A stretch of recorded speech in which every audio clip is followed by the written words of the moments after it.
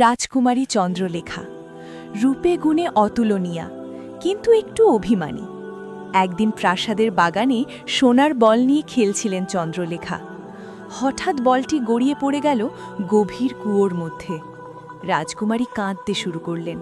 ঠিক তখন কুয়োর ধারে এক সবুজ ব্যাঙ বলল, রাজকুমারী, আমি যদি আপনার সোনার বল তুলে দিই, আপনি কি আমার একটি কথা রাখবেন? চন্দ্রলেখা বিরক্ত হয়ে বললেন, হ্যাঁ হ্যাঁ, যা চাইবে তাই দেব।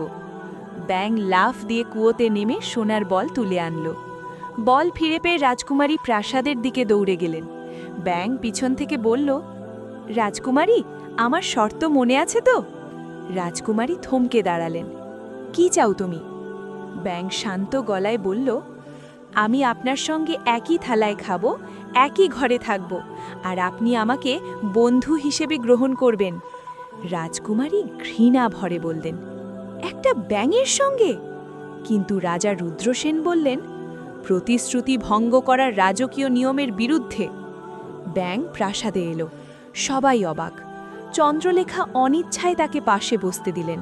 প্রথমে তিনি বিরক্ত হতেন, কিন্তু ব্যাঙটি খুব ভদ্র, জ্ঞানী আর দয়ালু ছিল। একদিন ব্যাঙ বলল, রাজকুমারী, মানুষের রূপ নয়, মনটাই আসল।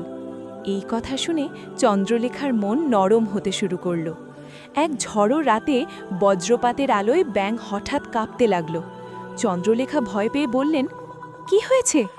ব্যাঙ বলল, আমি আসলে অভিশপ্ত এক রাজপুত্র। এক দুষ্ট জাদুকরী আমাকে ব্যাঙ বানিয়ে রেখেছে। যদি কেউ আমাকে সত্যিকারের বন্ধু হিসেবে গ্রহণ করে, তবেই অভিশাপ ভাঙবে। চন্দ্রলেখার চোখে জল এসে গেল। তিনি ব্যাঙটিকে বুকে তুলে বললেন, তুমি আমার বন্ধু। হঠাৎ ঝলমলে আলো ছড়িয়ে পড়ল। ব্যাঙের জায়গায় দাঁড়িয়ে রইল এক সুদর্শন যুবক, রাজপুত্র অরিন্দম। রাজ্য জুড়ে আনন্দের ঢেউ উঠল। রাজপুত্র অরিন্দম ও রাজকুমারী চন্দ্রলেখার বিয়ে হল রাজকীয় আড়ম্বরে।